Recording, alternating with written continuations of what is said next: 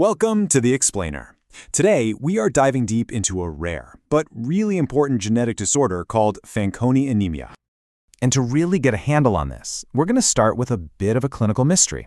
It all centers around a 7-year-old girl, we'll call her Priya, whose case has all the clues we need to piece this puzzle together.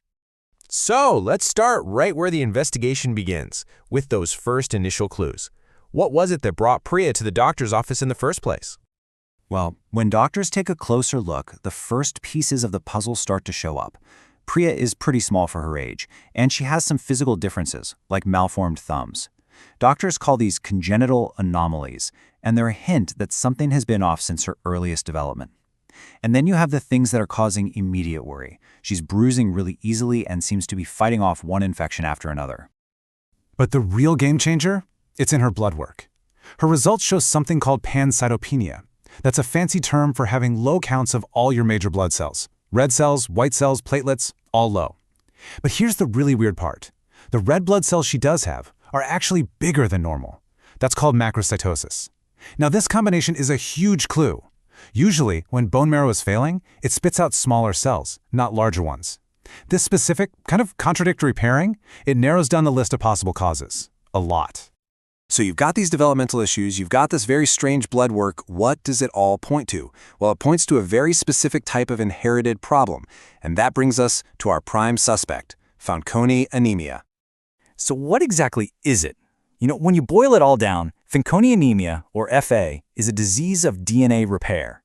See, our bodies are constantly fixing tiny bits of damage to our DNA, all day, every day.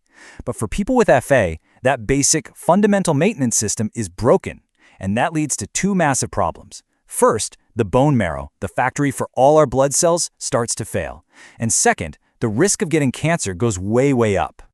Think of it like a super skilled road crew that's always on standby to fix potholes in our genetic code. In a healthy person, that crew is amazing. They're efficient and the roads stay perfectly smooth. But in someone with Fanconi anemia, that crew is, well, they're just not doing their job right. The potholes, the DNA damage, they just start to pile up. And eventually, the whole road system just crumbles. Cells either die off, which causes the bone marrow to fail, or they become unstable and dangerous, which leads to cancer. Okay, so we have our main suspect. But in medicine, you need proof, right? A strong hunch isn't enough. So how do doctors go from suspicion to a 100% rock-solid diagnosis? Let's walk through that process. There's actually a very clear, logical path they follow. It starts by putting those lab results and the physical exam findings together. Those first two steps build the case, they build the suspicion, but they aren't definitive proof. To really crack the case, they need to move to a third, much more specific test, one that will give them the final answer. And this is it. This is the hallmark test for Fanconi anemia. What scientists do is they take a sample of the patient's cells and they deliberately expose them to a chemical that's known to damage DNA. Why would they do that? Well, they want to see how the cells handle the pressure. It's basically a stress test for the cell's DNA repair kit. And here it is. This is the aha moment. On the left, you see a healthy cell.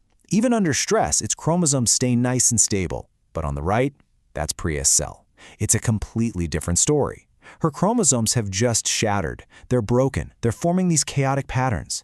This isn't just a clue. This is the smoking gun. It proves, without a doubt, that her cells can't handle DNA damage. And that confirms the diagnosis of Fanconi anemia.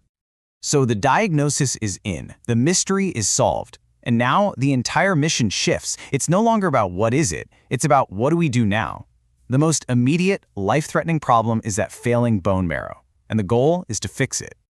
The approach to treatment really has three main pillars. First, there's supportive care, things like transfusions and antibiotics to manage the symptoms right now.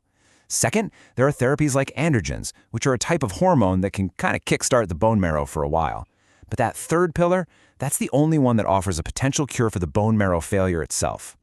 Let's break down the two heavy hitters here. Androgen therapy can be a pretty good bridge, It can boost blood counts for a while in a lot of patients. But it's not a permanent solution, and, this is key, it doesn't get rid of the risk of leukemia. For a real, lasting cure of the bone marrow failure, the only option is what's called a hematopoietic stem cell transplant, basically a complete replacement of the patient's faulty marrow with a healthy one from a donor. But, and this is so important, there's a major catch. Remember how the whole problem with FA is that the cells can't repair DNA damage? Well, the high-dose chemo that's normally used to prepare for a transplant, it works by causing a ton of DNA damage. For an FA patient, that would be catastrophic.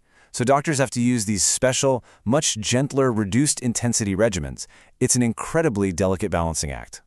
So, let's imagine the best-case scenario. The transplant is a complete success. Priya's blood counts are totally normal. This is a massive, life-saving victory. But, and it's a big but, the story is not over, not by a long shot. And this is probably the most critical thing to understand about treating a genetic disease. That stem cell transplant, it only replaces the blood-forming cells in the bone marrow. Every other single cell in the body, in the skin, the mouth, the organs, still has that original genetic flaw. They still can't repair their DNA properly. And that is why the high risk of cancer is still there. So what does that mean? It means that life after a successful transplant becomes a new kind of normal, one built on constant, lifelong vigilance. It means intensive, regular screening for cancers, especially skin and oral cancers. It means genetic counseling for the whole family, and being super careful to avoid things that can damage DNA, like unnecessary radiation. It's a lifelong journey with a team of specialists. And that really gets to the heart of the matter, doesn't it? It perfectly illustrates the central challenge of treating a genetic disease. You can fix one of its deadliest consequences, like bone marrow failure, but you can't just erase the original genetic blueprint from the entire body. Curing the marrow is winning a critical battle for sure, but it also marks the start of a new, lifelong war of vigilance, a constant reminder that so much of our health story is written in our DNA. Welcome.